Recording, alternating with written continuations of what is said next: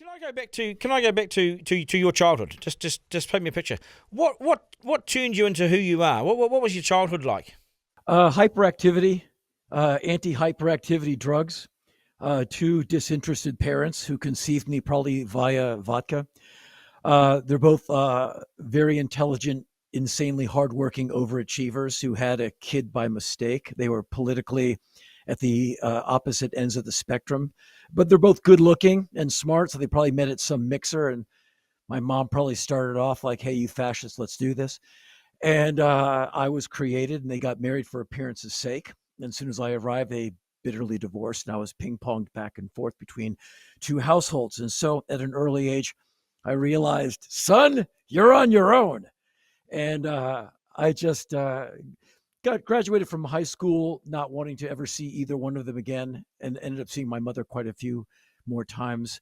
But just went into the minimum wage working world meaningfully, figuring, well, swollen feet and a sore back is going to be my life. And then I got a chance to audition for a band called Black Flag.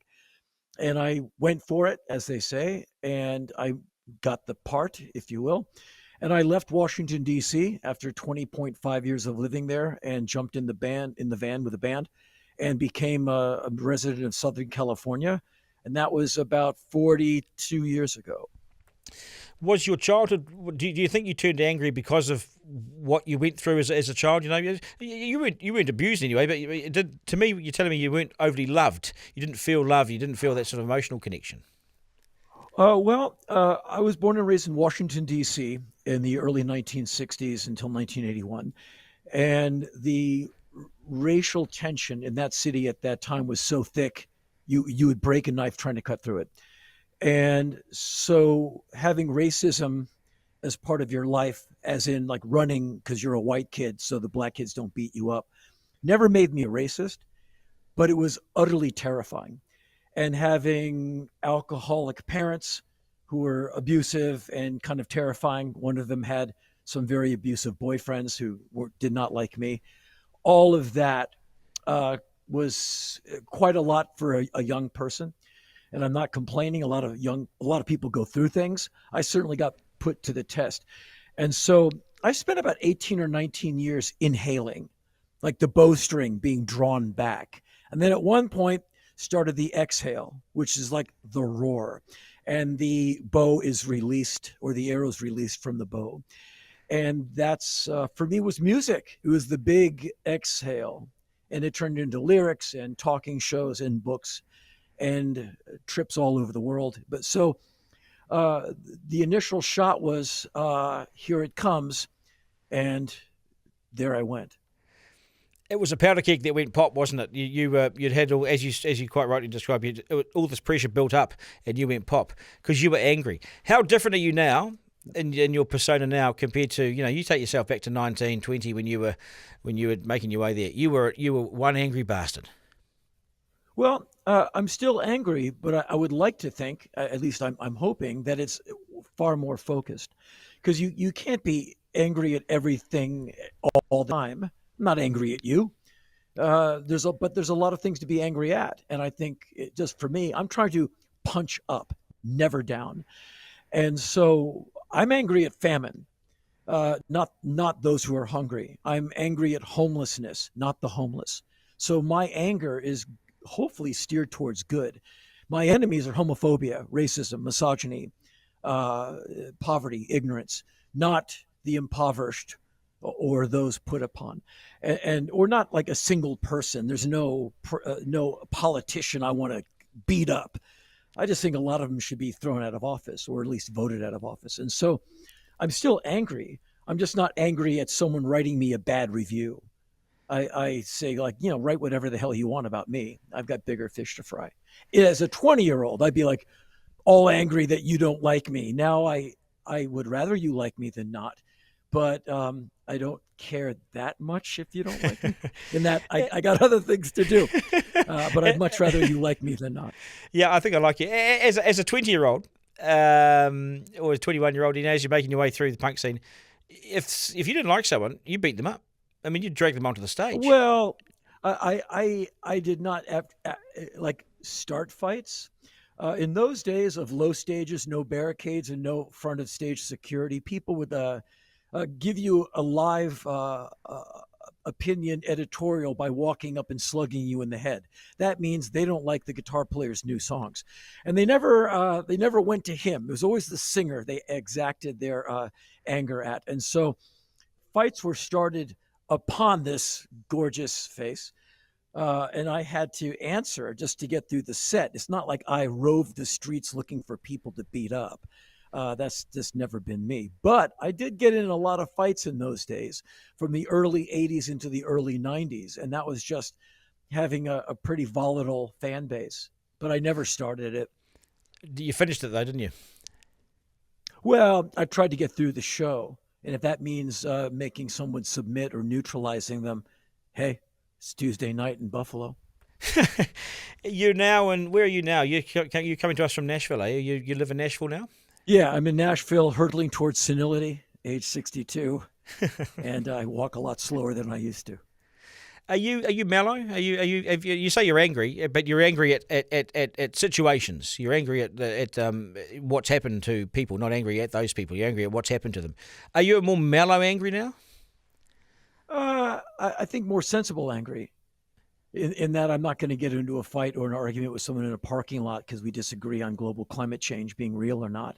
I'm just going to vote and stand up for those who are being stood upon or can't stand up for themselves.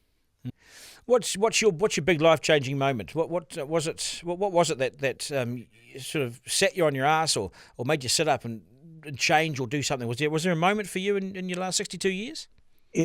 In my entire life, sure. It was getting the chance to audition for and join the band Black Flag, because that took me from probably a future of minimum wage work or running a place that employed minimum wage workers and put me solidly into the entertainment business, to be crass, and allow me to exist as a creative type.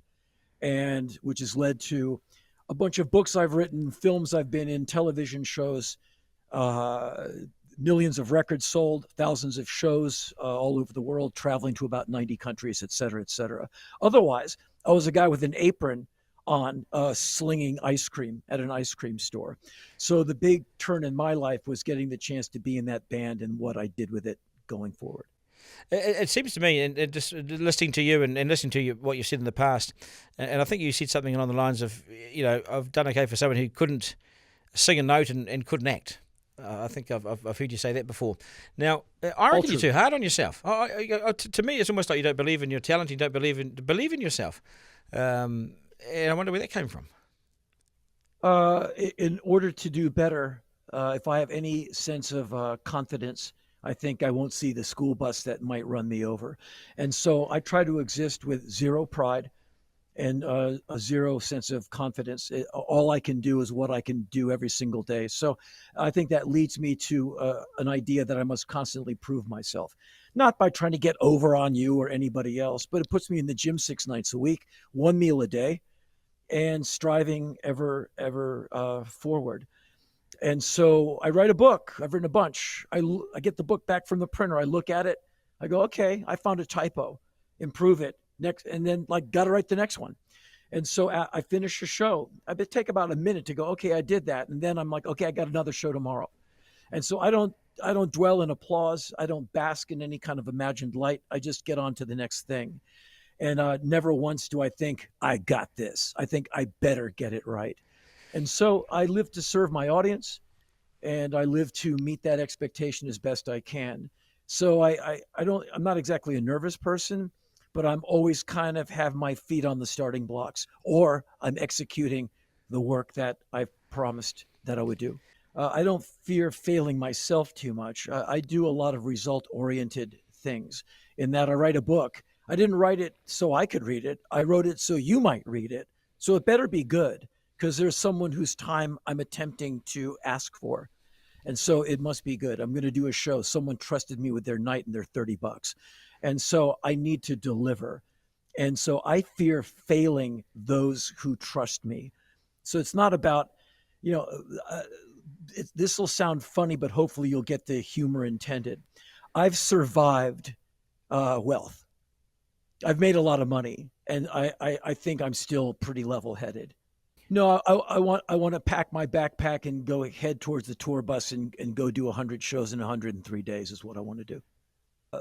Well, I'm sorry. I'm very not very much like my father. So I, me as the apple, I fell very far from the tree. I mean, he was a fantastic racist, an amazing homophobe, and a record-breaking misogynist. And also, he's a PhD. He was a PhD, hardworking, hyper intelligent guy. But he Never was too traveled, intelligent. He was too intellectually intelligent to be those incurious. things. He was too intelligent to be all Well, those things you just well, described. well, that was the puzzle of that guy. He's dead now. Um, and I that was like, so why are you like that? And maybe you can just say he was a man of his time. It's not for me to defend bad behavior. Dig him up and ask him. Too late. And so maybe we can just start correcting as we go forward. Like, the reason I didn't end up like him is because I would come home from those crazy weekend visits with him, and I would tell my mom what he told me. She goes, okay, well, none of that's right. Let's listen to a Bob Dylan record. And so my mom, to the left of my mom, was Joan Baez in a wall. And so I kind of listened to her more than I listened to him. I could have gone the other way, but she had better taste in music. How old were you when he died? I don't know. It was about 2 years ago. So 60, I guess. Right. Okay. Were you sad? Did you turn up to the funeral? What were your thoughts?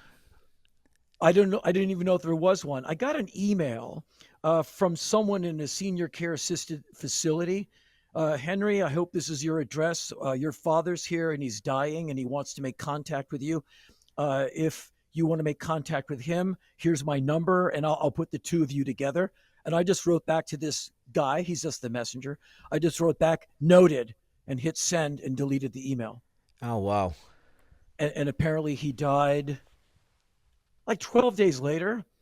And his crazy wife, my stepmother, wrote me the first time I've spoken with her, well, connected with her since Reagan was president. And she said, this is your father's widow. And that's how she told me. She hated my guts too. This is your father's widow. If you have any questions, please write me at this address. And I just wrote back, sorry for your loss, and hit send and deleted that email as well. And I went right back to what I was doing, which was editing a book that came out last year. Did you hate him? No, I just don't. Life is too short for people like that, and so I split. I last time I saw him was the night of my 18th birthday, and he took me out for a steak dinner, and I thought about him as I'm looking at him as I'm eating this piece of red meat. And I thought, I never have to see or talk to you again. I'm an adult. And I never did see him again. Just one final question. Would you go Sure. back into music? Would you go back into a band? Do you want to? Oh, no. I do. I try to be as decisive with things as possible. About 128 years ago, I woke up. I was living in Hollywood. And I woke up and I went, wow, I'm out of lyrics. And I thought it through. I'm like, yep, I'm done. And I called my manager at the time. I said, I'm done with music. And he was really enjoying 10% of that action. And in one phone call, I said, I'm done. And I didn't go back because I didn't, if I don't think lyrically, then if I can't write a new record, then I just turn into an old hits machine. And let me let you in on a big secret about me. I don't have any hits. And so I don't want to be like some wounded, aging jukebox singing a young man's music. So I abruptly stopped and I have never thought about it again.